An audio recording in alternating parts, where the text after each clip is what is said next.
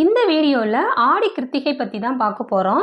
ஆடி மாதம் அம்பாளுக்கு உகந்த மாதமாக சொல்லப்பட்டாலும் ஆடி மாதத்தில் வரக்கூடிய கிருத்திகை நட்சத்திர நாள் முருகனுக்கு ரொம்பவே உகந்த நாளாக சொல்லப்படுது.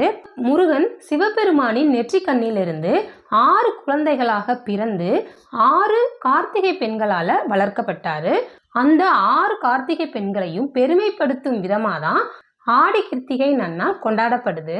இந்த ஆடி கிருத்திகை அன்னைக்கு முருகப்பெருமானுக்கு விரதம் இருந்து வழிபாடு செய்யும் போது நமக்கு அம்பாலோட ஆசீர்வாதமும் முருகனோட ஆசீர்வாதமும் சேர்ந்தே கிடைக்கும்.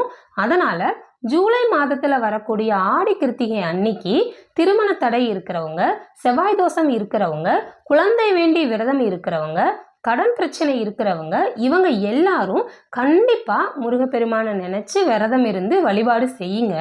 உங்களோட வேண்டுதலை தமிழ் கடவுளான முருகப்பெருமான் கண்டிப்பா நிறைவேற்றி தருவாரு. இந்த வீடியோல ஆடி கிருத்திகை என்னைக்கு வருது, ஆடி கிருத்திகை அன்னைக்கு வழிபாடு செய்யும் முறை என்ன, விரதம் இருக்கும் முறை என்ன, இது எல்லாத்தையுமே நாம பார்க்கலாம். இந்த வருஷம் 2025ல 2 ஆடி கிருத்திகை நட்சத்திரம் வந்தாலும் ஆகஸ்ட் 16ஆம் தேதி சனிக்கிழமை வரக்கூடிய நட்சத்திரமே ஆடி கிருத்திகை நன்னாளா கொண்டாடப்படுது. ஏன் அப்படின்னா ஒரு மாசத்துல எப்பவுமே ஒரே நட்சத்திரம் 2 முறை வரும். ஆனாலும் 2வதா வர நட்சத்திரம் மட்டுமே கணக்குல எடுக்கப்படும். 27 நட்சத்திரங்கள்ல 3வதா வரக்கூடிய நட்சத்திரம் தான் கிருத்திகை நட்சத்திரம். இந்த நட்சத்திரம் சூரியனின் நட்சத்திரம் அப்படின்னு சொல்லப்படுது. அதனால இந்த நாள்ல சூரியனின் சக்தி அதிகமாகவே இருக்கும். நாம இந்த நாள்ல சூரிய வழிபாடு செய்யும் போதும் சூரியனோட அருள் நமக்கு பரிபூர்ணமா கிடைக்கும்.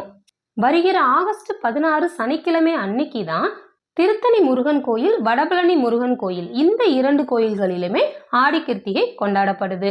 சரி, ஆடி கிருத்திகை அன்னைக்கு முருகன் வழிபாடு எப்படி செய்யறது அப்படின்னு பார்க்கலாம் வாங்க. ஆகஸ்ட் 16ஆம் தேதி கிருத்திகை நட்சத்திரம் காலையில 8:27 மணிக்கு தொடங்கி ஆகஸ்ட் 17ஆம் தேதி காலையில 6:48 மணி வரைக்கும் இருக்கு. அதனால ஆகஸ்ட் 16ஆம் தேதி அதிகாலையிலேயே எழுந்திருச்சு வீட்டு வாசல்ல ஒரு மாக்கோலம் போட்டுட்டு பூஜை ரூமையும் கிளீன் பண்ணிட்டு முருகனோட திருவுருவ படத்தையும் பன்னீர் வச்சு தொடச்சிட்டு அழகா மஞ்சள் குங்குமம் வச்சு செவ்வரளி பூ அல்லது மல்லிகை பூ வச்சு அலங்காரம் பண்ணிக்கோங்க. எப்பவும் போல ஓம் சரவணபவ அப்படின்ற சர்க்கோண கோலம் போட்டு ஒவ்வொரு எழுத்து மேலையும் ஒரு நெய் விளக்கு வச்சு 6 நெய் தீபம் ஏற்றி வழிபாடு செய்யணும். வழிபாடு செய்யும் போது நெய்வேத்தியமா வெத்தலைப்பாக்கு, பழம், தேன் கலந்த பால், சர்க்கரை பொங்கல், பால் பாயாசம் ஏதாவது ஒன்று வச்சு முருகனை வழிபாடு செய்யலாம். முருகனோட பதிகங்கள், திருப்புகழ், கந்தர் அலங்காரம், கந்தர் அனுபூதி, வேல்மாறல், இதில் எதையாவது ஒன்று நீங்கள் வழிபாடு செய்யும் போது பாராயணம் பண்ணுங்க. இல்லை அப்படின்னா 108 முறை ஓம் சரவணபவ அப்படின்ற மந்திரத்தை சொல்லி நீங்கள் முருகனை வேண்டி மனதார வழிபாடு செய்யுங்க. நீங்கள் உதிரிப்பூ வச்சு ஓம் சரவணபவ அப்படின்ற மந்திரத்தை 108 முறை சொல்லும்போது ஒவ்வொரு முறையும் பூவால் முருகனுக்கு அர்ச்சனை பண்ணுங்க. அதுக்கப்புறமா தீபதூப ஆராதனை எல்லாம் காட்டி வழிபாடு செஞ்சு முடிச்சுட்டு அன்னைக்கு காலையிலிருந்தே நீங்கள் விரதத்தை ஸ்டார்ட் பண்ணிடலாம். விரதம் இல்லை, வழிபாடு மட்டும் செய்ய போறீங்கன்னா பரவாயில்ல. இல்லை, நான் அந்த நாள் முழுதும் விரதம் இருக்க போகிறேன் அப்படின்னு சொல்கிறவங்க பால் பழம் ஏதாவது சாப்பிட்டுட்டு விரதம் இருந்துக்கலாம். தண்ணி நிறையா குடிக்க மறக்க வேண்டாம். அந்த நாள் முழுவதும் நீங்கள் விரதம் இருந்து முடிச்சுட்டு சாயந்தரம் போல் திரும்பவும் முருகனுக்கு ஏதாவது நெய்வேத்தியம் வச்சு மறுபடியும் 6 நெய் தீபம் ஏற்றி மனதார முருகனை வேண்டி திரும்பவும் வழிபாடு செய்யணும்.